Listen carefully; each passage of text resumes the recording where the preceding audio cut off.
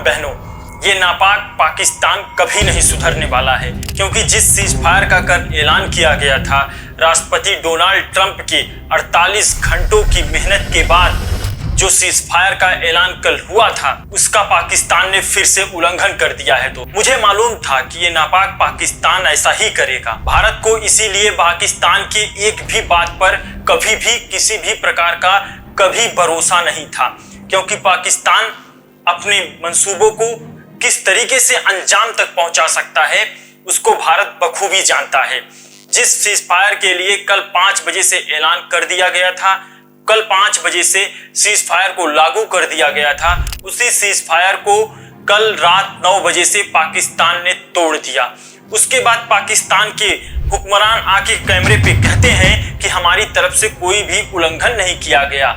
उन्हें ये नहीं मालूम जनाब कि भारत के पास इसके पुख्ते सबूत हैं। भारत ने कितने ड्रोन और कितने मिसाइलें आपके मार के गिराई है, उसका पुख्ता सबूत हमारे पास रखा हुआ है, और भारत वो सबूत के साथ बात करता है। आपकी तरह कोई फर्जीवाड़ा बात नहीं करता।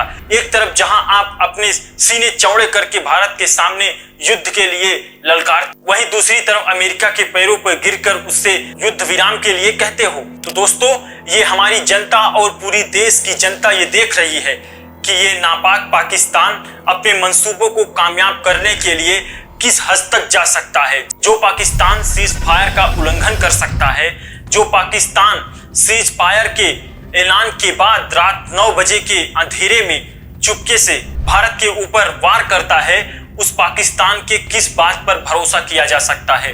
हमारे भारत के विदेश मंत्री एस जयशंकर ने इस बात की पुष्टि की है कि पाकिस्तान की तरफ से सीज फायर का उल्लंघन किया गया है। हम भारत की आर्मी से और भारत की सरकार से ये कहना चाहते हैं कि अब इन बुज़दिलों को मत छोड़ना, क्योंकि अब ये जो दोगलापन कर रहे हैं उसका अंजाम इन्हें मिलना चाहिए। और मैं भारत की सरकार से ये कहना चाहता हूँ कि अब ऐसा मौका नहीं मिलेगा। ये मौका है, इसी मौके के अंतर्गत पीओके भारत के अंदर होना चाहिए और किसी भी हद तक हमें जाना पड़े, लेकिन अब हमें पीछे नहीं हटना है, क्योंकि जिस सीज फायर का हम ऐलान कर रहे हैं पाकिस्तान उसकी किसी भी कीमत पर कद्र नहीं करेगा, क्योंकि वहां पे न जाने कितनी सरकारें चल रही हैं और वहां के निर्णय कौन ले रहा है यह किसी को पता ही नहीं है। जहां एक तरफ अमेरिका के विदेश मंत्री ने पाकिस्तान सरकार से बात किया तो उन्होंने ये कह दिया कि हमारे बस में कुछ नहीं है, यानी कि वहां की सेना ही सारी चीजें अपने कंट्रोल में करके रखी हुई है।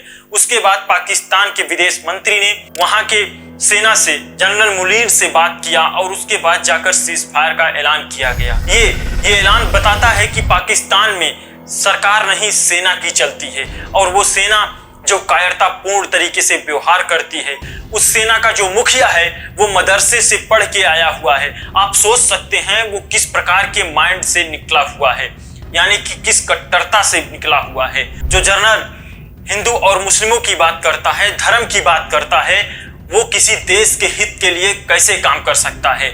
और यह मैं वादा करता हूं कि जनरल मुनीर की सत्ता पलट जल्द ही होने वाली है, और अगर नहीं हुआ तो भारत सरकार की तरफ से जनरल मुनीर को पकड़ लिया जाएगा, क्योंकि ये जो हालात अभी बन रहे हैं सीज फायर के उल्लंघन के बाद, अब भारत किसी को छोड़ने वाला नहीं है दोस्तों। और मैं अपने जवानों से ये कहना चाहूंगा और अपने देश के लोगों से ये कहना चाहूंगा, हमारे देश में जो भी लोग भारत के खिलाफ अपनी नापाक साजिश कर रहे हैं वो इस बात को सुन लो कि जो भरा नहीं है भावों से, जिसमें बहती रसधार नहीं, वो हृदय नहीं, वो पत्थर है जिसमें स्वदेश से प्यार नहीं। तो दोस्तों, हमें हर एक कीमत पर अपने देश से प्यार होना चाहिए और हमें हर एक कीमत पर अपने देश के लिए तैयार रहना होगा। और किसी भी वक्त हमें और आपको अगर बॉर्डर पे संदेश आए जाना है तो उसके लिए हमें कभी पीछे नहीं झुकना होगा। और दोस्तों, आप क्या कहना चाहते हैं आप कमेंट बॉक्स में जरूर बताइएगा कि अब भारत को पीओके लेना चाहिए या नहीं, ये मौका सही है या नहीं। मैं तो ये मानता हूं कि ये भारत के पास एक अवसर है और भारत इस अवसर को पूरी तरीके से इस्तेमाल करे। तो दोस्तों, अगर आपको वीडियो अच्छा लगा हो तो लाइक कीजिएगा और सब्सक्राइब जरूर कीजिएगा। Thank you.